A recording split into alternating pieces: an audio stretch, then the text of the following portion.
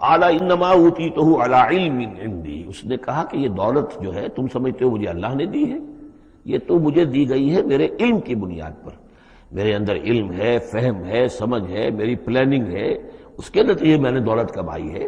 یہ ہے در حقیقت ایک مادہ پرست انسان کا، جو ایک زر پرست اور مادہ پرست انسان جو ہے وہ سمجھتا ہے میری صلاحیت، میں نے بر وقت اندازہ کر لیا تھا کہ اب مارکیٹ میں اس چیز کی ڈیمانڈ پیدا ہوگی اور میں نے اس کے لیے بندوبست کیا، تو اب مجھے بارے نیارے ہو گئے ہیں، تو یہ میری ذہانت ہے، میں نے اندازہ کر لیا کہ اب یہ جو ہے اتار چڑھاؤ جو ہے بازار میں آنے والا ہے، اسی کے حساب سے میں نے کچھ خرید و فروخت کی ہے تو مجھے دولت مل گئی ہے۔ تو اوتیتہ علی علم عندی، میرے پاس علم ہے، اس کی بدولت مجھے یہ سب کچھ دیا گیا ہے، مجھے یہ ملا ہے، میں نے کمایا ہے۔ اولم یعلم، کیا وہ جانتا نہیں کہ ان اللہ قد اہلک من قبلہ من القرون،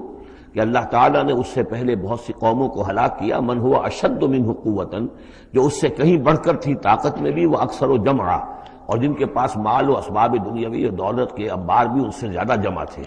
ولا يسأل عن ذنوبهم المجرمون، اور اللہ تعالیٰ کو اس کی ضرورت پیش نہیں آئے گی کہ مجرموں سے ان کے جرم پوچھے، یعنی اللہ تعالیٰ کے پاس تو پورا حساب کتاب موجود ہے، اعمال نامے موجود ہیں، اسے کسی سے پوچھنے کی ضرورت نہیں ہوگی کہ تم کیا جرائم کر کے آئے ہو۔ تو یہ تو گویا کہ از خود اللہ کے علم میں ہے، اور اظہر من الشمس ہوگا، یہی بات سورہ رحمان میں آئے گی، فَيَوْمَئِذٍ لَا يُسْأَلُ عَنْ ذَنبِهِ إِنسٌ وَلَا جَانٌ، کسی بھی انسان سے اور کسی بھی جن سے پوچھنے کی ضرورت نہیں ہوگی، بلکہ یہ کہ در حقیقت ان کے تو ماتھے پر لکھا ہوا ہوگا، یعرف المجرمون بسیماہم فیؤخذ بالنواصی والاقدام، مجرم تو اپنے پیشانیوں سے پہچان لیے جائیں گے، اور یہ کہ پھر ان کو سر کے بالوں سے اور ادھر سے قدموں سے دو طرف سے پکڑ کر، ادھر سے سر کے بال اور ادھر سے پاؤں پکڑ کر اور ٹاس کر دیا جائے گا جہنم کے اندر۔